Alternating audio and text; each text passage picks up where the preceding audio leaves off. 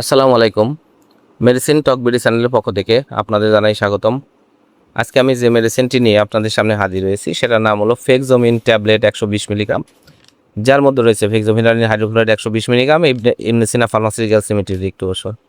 আজকে আমরা এই ভিডিওতে এই ফেক্সোমিন ট্যাবলেট 120 মিলিগ্রাম সম্পর্কে বিস্তারিত আলোচনা করবো। এটা মূলত কী কী রোগে কাজ করে থাকে, এর মাত্রা ও সেবন বিধি কি, পার্শ্ব প্রতিক্রিয়া কি, এই সকল দিকগুলো নিয়ে বিস্তারিত আলোচনা করবো। তো প্রথমে আসুন দেখে নেওয়া যাক ফেক্সোমিন ট্যাবলেট 120 মিলিগ্রাম মূলত কী কী রোগে কাজ করে থাকে।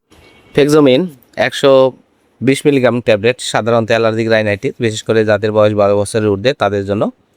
মৌসুমি এবং পেরিনাল অ্যালার্জিক রাইনাইটিসের লক্ষণ যেরকম হাসি, চুলকানি, লাল ও জলযুক্ত চোখ হওয়া, নাক কালো, গলাতে চুলকানো, গলা খুসখুস করা, ঠান্ডা লাগা, নাক দিয়ে অনবরত পানি পড়া, এইসব এইসব রোগসমূহ উপশমকারী হিসেবে ফেক্সোমিন 120 মিলি ট্যাবলেট অত্যন্ত জনপ্রিয় এবং ভালো কাজ করে থাকে। এছাড়া ক্রনিক ইডিওপ্যাথিক আর্টিকেরিয়ার লক্ষণসমূহ যেমন চাকা চুলকানি, ছত্রাকের সংক্রমণ, ফাঙ্গাস ইনফেকশন, সোরিয়াসিস, একজিমা, এইসব রোগের যখন চুলকায় তখন এর উপশমকারী হিসেবে চুলকানো কমাতে এই ফেক্সোমিন 120 মিলিগ্রাম ট্যাবলেটটি প্রাপ্তবয়স্কদের জন্য, যাদের বয়স 12 বছরের ঊর্ধ্বে তাদের জন্য খুবই কার্যকারী একটি মেডিসিন হচ্ছে এই ফেক্সোমিন 120 মিলিগ্রাম।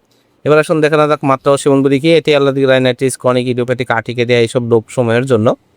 আর যখন এই রোগগুলো দেখা দিবে, উপসর্গ দেখা দিবে, তখনই একটি করে ট্যাবলেট আপনারা দিনে একবার সেবন করতে পারবেন, অথবা ডাক্তারের পরামর্শ অনুযায়ী মাত্রা ও ডোজ নির্ধারণ করে নিতে হবে।